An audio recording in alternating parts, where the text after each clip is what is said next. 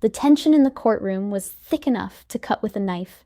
Pam Bondi, dressed in a sharp navy blue blazer, walked confidently toward the plaintiff's table. Around her, murmurs buzzed like restless bees. This wasn't just any case. It was about something bigger than legal jargon or courtroom formalities. It was about principle. The judge, a stern-looking man in his late 50s with silver hair and piercing gray eyes, adjusted his glasses as he scanned the room. His reputation preceded him, known for his no-nonsense approach and strict adherence to what he called a neutral courtroom environment.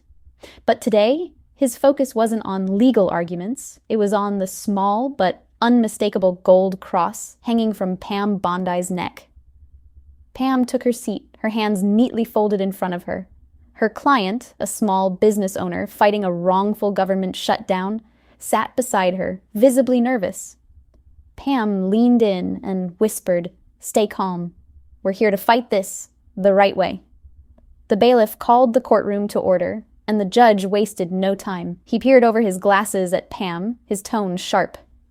"Ms. Bondi, before we proceed, I need you to remove that cross from your neck." A stunned silence fell over the room. Pam raised an eyebrow but didn't flinch. "Your Honor?" she asked, keeping her voice steady.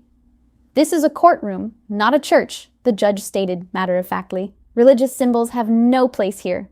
I won't allow any display that could be seen as influencing the proceedings." Pam's jaw tightened. She had been in courtrooms across the country, argued high-profile cases, and defended constitutional rights. But never, not once, had she been asked to remove a personal symbol of faith. "With all due respect, Your Honor, my cross is not a statement to anyone but myself. It doesn't speak, it doesn't argue, it doesn't interfere with justice. It's simply a part of who I am." The judge's expression darkened. "I am not going to repeat myself, Ms. Bondi." Pam took a breath, her fingers instinctively brushing the small cross. She could feel the weight of the courtroom's eyes on her. Some spectators looked outraged by the judge's demand. Others seemed uncomfortable, unsure of where this was heading. Then, in a move that no one expected, the judge leaned forward and delivered a chilling statement. "If you refuse, you will be held in contempt of court." A collective gasp rippled through the room. Pam Bondi was no stranger to pressure, but this wasn't just about her anymore. This was about a fundamental question. Could someone be forced to erase a part of themselves, to participate in the very system that was supposed to uphold their rights? She met the judge's eyes, her mind racing. If she backed down, she would be setting a dangerous precedent.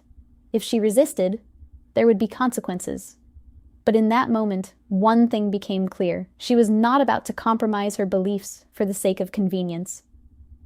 She straightened her shoulders and, without breaking eye contact, gave her answer. "Then, Your Honor, do what you must." The entire courtroom held its breath, and that was when everything changed. A hushed silence gripped the courtroom. The judge's eyes narrowed, clearly unaccustomed to such defiance. Pam Bondi, however, remained composed, her fingers resting lightly on the table as she met his stare head-on. The judge sighed, pinching the bridge of his nose.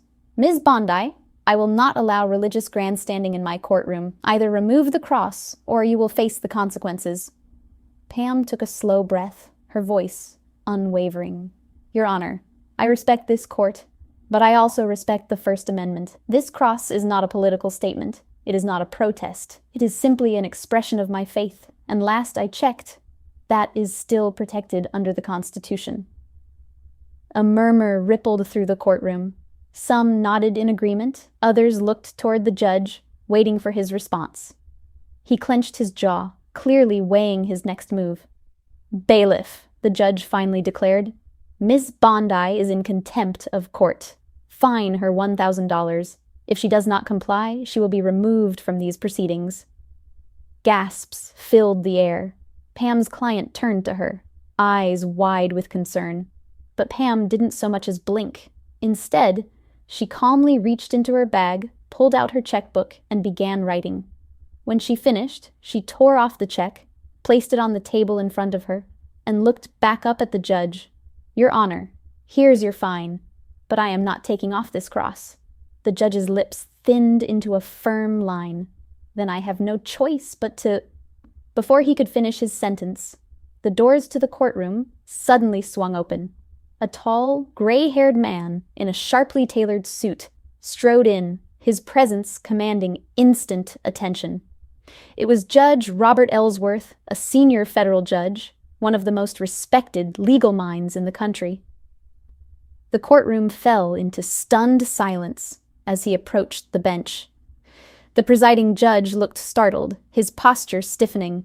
"Your Honor," Judge Ellsworth said smoothly, addressing the court, "may I have a word?" The presiding judge hesitated, then gestured for him to approach. The two men spoke in hushed tones, but the look on the presiding judge's face made it clear. He was in trouble. Finally, Judge Ellsworth turned to face the courtroom. "This hearing is temporarily adjourned," he declared firmly. "Ms. Bondi, step outside with me." Pam exchanged a quick glance with her client before rising to follow the senior judge. The moment they stepped into the hallway, Judge Ellsworth folded his arms and sighed. "Pam, I was briefed on what's happening here. This is unconstitutional, completely out of line." Pam nodded. "I know. We're not going to let this stand," he continued. "Give me a moment. This is bigger than just this courtroom. This is about precedent. And I refuse to let a judge use his bench to violate an attorney's rights." Pam arched a brow. "So, what happens next?" A knowing smirk tugged at the corner of Judge Ellsworth's mouth. "Let's just say your judge is about to have a very bad day." Back inside the courtroom, tension filled the air as people murmured about the sudden intervention. The presiding judge sat stiffly, his knuckles white as he gripped his gavel. He had expected Pam Bondi to fold under pressure, to take off the cross and move on. But now, with Judge Robert Ellsworth involved, the situation had spiraled out of his control. The doors swung open again, and Pam Bondi walked back in, this time with Judge Ellsworth at her side. The room fell silent. Judge Ellsworth strode to the bench, fixing the presiding judge with a calm, but authoritative stare. "Your Honor, may I address the court?" The presiding judge hesitated, then nodded stiffly. Ellsworth turned to face the audience. "This morning, I was informed of an alarming abuse of judicial power. A judge finding an attorney not for misconduct, not for disrupting proceedings, but for simply wearing a symbol of faith. Let me make this abundantly clear. This is a direct violation of the First Amendment." Gasps rippled through the room. The judge's face reddened, but before he could protest, Ellsworth continued, "Ms. Bondi has broken no law. She has disrupted nothing, and yet this court sought to punish her for expressing her faith, something that is protected under our Constitution. I have already spoken to the Judicial Ethics Committee, and I am formally filing a complaint against this court's conduct." The presiding judge's jaw tensed. "Judge Ellsworth, with all due respect, this is my courtroom.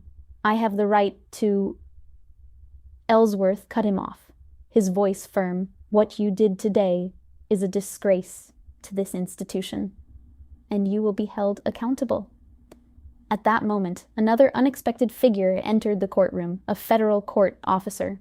He carried a legal folder stamped with the seal of the Judicial Review Board. The officer approached the bench and handed the folder to the presiding judge. "Your Honor, effective immediately, you are under investigation for judicial misconduct until further notice.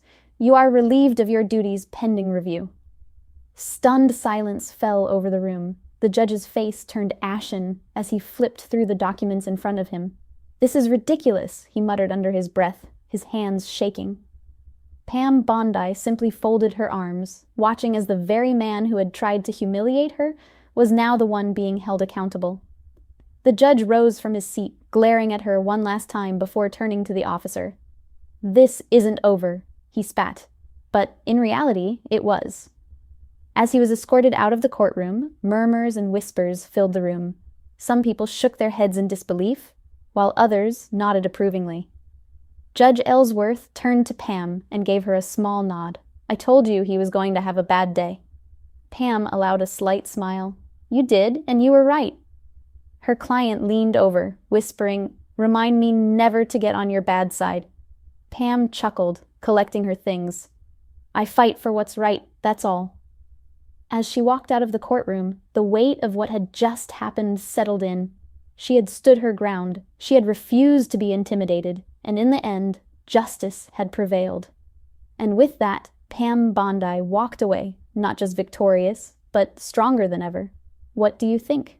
Should wearing a cross ever be a reason for a fine? Drop your thoughts in the comments below, and if you enjoyed this story, don't forget to like, subscribe, and hit that notification bell so you never miss an incredible story like this one. Thank you for watching, and I'll see you in the next video. Stay inspired.